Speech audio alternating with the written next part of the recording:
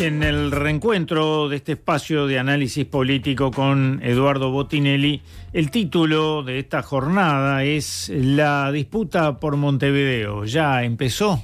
Bueno, esto lo vamos a estar conversando a partir de este momento. Eduardo, muy buenos días. Buen día, Álvaro, ¿cómo estás? Un gusto estar por acá. Igualmente, bueno, un tema candente además. Tú decías que en estos días evidentemente se empezó a hablar de este tema. Fernando Pereira habló de este tema y hay unas cuantas dudas, ¿no?, con respecto a esto. Empezamos con lo de Pereira, entonces. Bueno, de alguna forma en la última semana, básicamente, empezó a estar arriba de la mesa este tema a partir de una entrevista a Fernando Pereira, donde de alguna forma se empezó como a posicionar como potencial candidato desde una ajenidad, digamos, porque en realidad hay algo que Fernando Pereira tiene bastante claro y que de alguna forma lo dio a entender, y es que posicionarse como candidato ahora, claramente, él mismo que dijo que no era el momento para hacerlo, pero además puede constituir un problema para el propio Frente Amplio. Es decir, bueno, cuando está encarando una elección nacional, que el presidente del Frente Amplio esté en un rol candidateable, generaría problemas importantes de funcionamiento, problemas de su rol, justamente, no solamente en lo que él hace o cuáles son sus prioridades, sino también en cómo es reconocido por los demás. Por lo tanto, lo que Fernando Pereira de alguna forma dijo fue que no iba a estar hablando de ese tema, quizás para lo que se vino después, digamos, ¿no?, con el famoso con el diario del lunes, quizás debió ser más contundente en una negativa, ¿no?, porque después con solamente una pequeña frase colgada terminó armándose toda una idea de que efectivamente Fernando Pereira estaba corriendo una carrera hacia las internas. Pero acá lo que me parece importante es que por alguna razón se pone esto arriba de la mesa. No es solamente una cuestión casual, digamos, porque esto también vino con otra serie de hechos que se fueron produciendo, que se han ido produciendo ya previamente y que han seguido, y tiene que ver con que esta discusión sobre la candidatura a la Intendencia de Montevideo, a quien le sirve más hoy es a quienes representan a la coalición republicana, ¿no?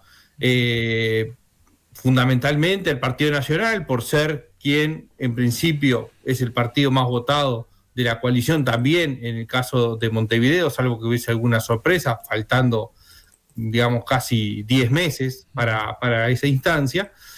Y Martín Lema es uno de los que se está posicionando claramente en esa jugada, digamos, ¿no? Es decir, él está jugando mucho más a un rol de intendente que a un rol de potencial diputado, senador, claro, o en un futuro gobierno. Y acá hay que recordar justamente que la coalición republicana existe como tal, como partido, a partir del 30 de junio, por haber obtenido más de 500 votos y poder competir en elecciones nacionales y departamentales. El arreglo político es que va a competir en elecciones departamentales, que va a ser en Montevideo, Canelones y Salto. Y Martín Lema, lo mismo que Valeria Ripoll, pero está en otro lugar ahora, reservaron su nombre para poder competir por la coalición republicana, ¿no? Entonces, claramente hay una idea, una intención de instalar esta discusión en forma paralela como forma de posicionamiento de una potencial mejora de la coalición y un posicionamiento de quién representa la coalición republicana en Montevideo. Acá está el tema, lo conversábamos previamente, del desvío de dejar de hablar de temas nacionales y pasar a hablar de temas departamentales. De alguna manera, la designación de Valeria Ripoll por parte de la fórmula del Partido Nacional parece ir en ese sentido, ¿no? Vamos a hablar mucho más de vicepresidenta a vicepresidenta que de candidato a presidentes. Sí, bueno, ahí podemos ver, por un lado, lo que mencionabas con respecto a la búsqueda de un voto en Montevideo, en la área metropolitana, y la discusión, la confrontación entre Ripoll y COSE. Por otro lado, aparece la separación de alguna forma, donde la oposición a nivel departamental, ¿no?, el oficialismo a nivel nacional, también desvía el foco, ¿no? Es decir, desvía el foco para el Frente Amplio, y en realidad lo que hace es bifurcar sus caminos en su estrategia. Es decir, bueno, por un lado está la campaña en la elección nacional, con Delgado, Ripoll y todas las listas que van a estar traccionando para la elección nacional, más los socios de la coalición. Por otro lado, aparece la idea de luchar por la candidatura o por la intendencia de Montevideo, llevando los temas departamentales en forma permanente. Y esto, además, también se usa como una idea de, digamos, castigar la gestión de COSE en la intendencia de Montevideo, con dos objetivos de nuevo. Uno es directamente pegar a la gestión del Frente Amplio de la intendencia, es decir, buscar la idea de un desgaste de la gestión del Frente Amplio de la intendencia de Montevideo, y por otro lado, pegarle a COSE como integrante de la fórmula, ¿no? Y ahí de nuevo los dos caminos paralelos que están transitando. Y también le genera una discusión interna al Frente Amplio sobre el tema, porque ya se ha visto, han salido algunas cosas en la prensa sobre quiénes serían nombres que podrían participar en una elección departamental, ¿no? Entonces, de alguna forma, va generando un desgaste mínimo por ahora, pero va generando un desgaste, un desvío de energías del Frente Amplio, que estaba totalmente alineado a ir hacia octubre con todas las fuerzas. Empieza a hablarse de Montevideo y de alguna forma le quita centralidad. Le quita centralidad, no, por lo menos desvía levemente algún foco, porque se empieza a hablar, ¿no? Y cuando se empieza a hablar, empiezan a desgastarse, y no se quiere tampoco dejar flancos débiles internamente. ¿Se mete en un corral de ramas el Frente Amplio entonces con este tema? Bueno, sí, sin duda, porque, o sea, si se sigue metiendo, digamos, ¿no? Es decir, por ahora es muy tibia la discusión, digamos, pero lo claro es que el foco de atención tendría que estar puesto en octubre, y hoy le está generando algún tipo de discusión fuera de tiempo, porque es claro que la elección departamental de Montevideo tiene un favoritismo del Frente Amplio, y va a depender mucho cómo termina resolviendo la candidatura departamental en cómo sea la elección de octubre y noviembre. Es decir, no es lo mismo la intendencia de Montevideo con el Frente Amplio en gobierno que con el Frente Amplio de nuevo como oposición. No es lo mismo las figuras que puedan emerger a partir de una elección nacional que las que no generen un buen nivel de votación o de adhesiones, ¿no? Entonces, una cosa es que quieran llevar el Frente Amplio a eso, y otra cosa que el Frente Amplio se deje llevar, ¿no? Entonces, ahí aparece un juego donde el Frente Amplio tiene que estar más atento, digamos, a no entrar en juegos ajenos, ¿no? Entonces, parece claro que el Frente Amplio, digamos, tiene que cuidarse de eso, porque especialmente el Partido Nacional ha puesto a jugar en paralelo lo que es la elección nacional y la departamental, donde no solamente está la figura de Lema, también hay un rol de algunos ediles del Partido Nacional que justamente mantienen arriba de la mesa la agenda departamental, a pesar de que no sean los tiempos electorales, ¿no? Y eso parece algo a considerar. No está la posibilidad que el propio Frente Amplio haya instalado el tema para desviarlo, que es otra discusión interna que tiene con el tema de la seguridad social. No parece que fuera por ahí, ¿no? Porque, o sea, en realidad el tema de la seguridad social puede desviarlo en la agenda momentáneamente, pero tarde o temprano va a llegar, ¿no? Es decir, simplemente sería ganar un par de semanas.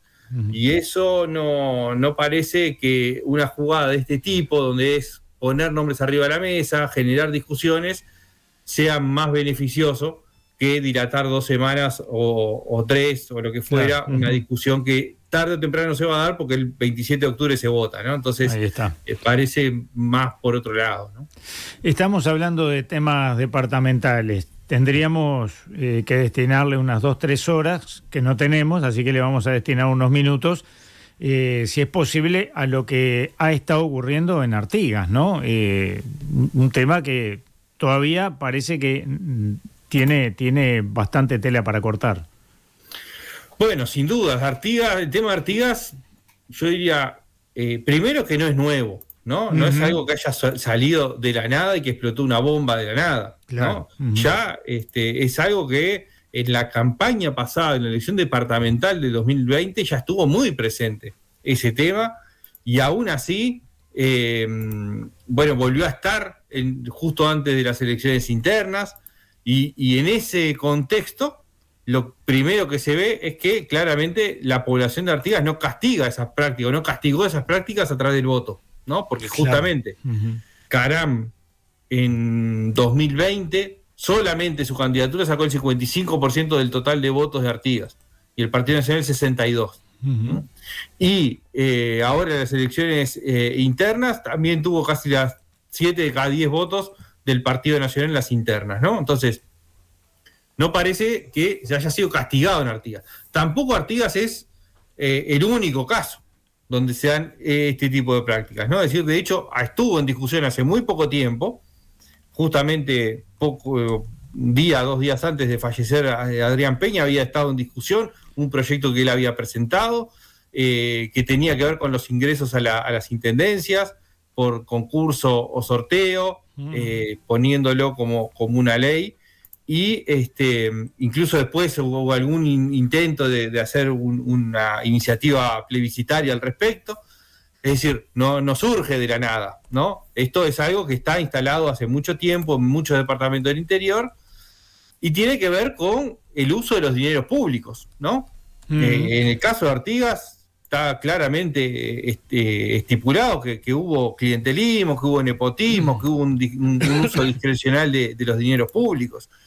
Y hay un tercer tema, es cómo se va saldando estos temas desde el punto de vista político y frente a la ciudadanía. Porque por un lado aparece esta visión que hace culto a las renuncias, ¿no? De alguna forma la renuncia como un valor en sí mismo, en forma independiente a cuál es el hecho que desencadena la renuncia, ¿no? La renuncia no puede ser un valor en sí mismo si lo que ocasiona la renuncia es un error, un abuso, corrupción, mala administración. O sea, no pueden separarse. Y eso ha sido una forma de tratar los temas para minimizar el impacto inmediato político, pero que a a largo plazo, no termina siendo beneficioso para la propia democracia, para el propio desarrollo político y de la actividad política, porque se termina dando una trascendencia mayor a la renuncia que a lo que la ocasionó. Y lo otro, que es un problema, es la forma en que cuando aparecen estos hechos se busca la salida a partir de la comparación, mostrando que hay otros que hicieron cosas peores, ¿no? O recordar temas de otros. Esto vale tanto para el oficialismo como la oposición, en cualquier momento, no solamente coyuntural de este gobierno, sino también hablando de los anteriores. Y esto lleva a que la discusión sea de un nivel mucho más bajo y al mismo tiempo que aleja a la ciudadanía de la política, ¿no? Porque al final, sobre todo quienes están más fuera de la política, pero se van enterando de algunas cosas a partir de titulares, lo que terminan viendo es que hay discusiones de políticos sobre temas políticos donde termina siendo como un enchastre generalizado.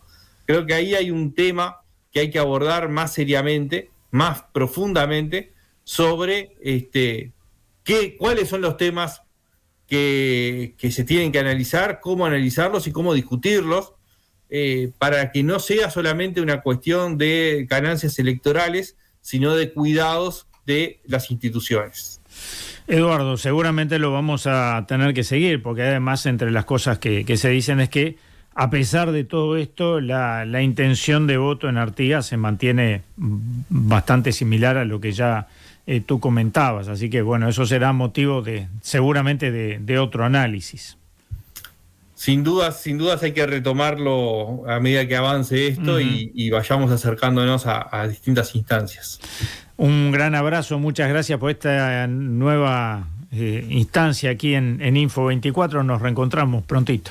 Nos reencontramos en 2 semanas. Muchas gracias. A ti.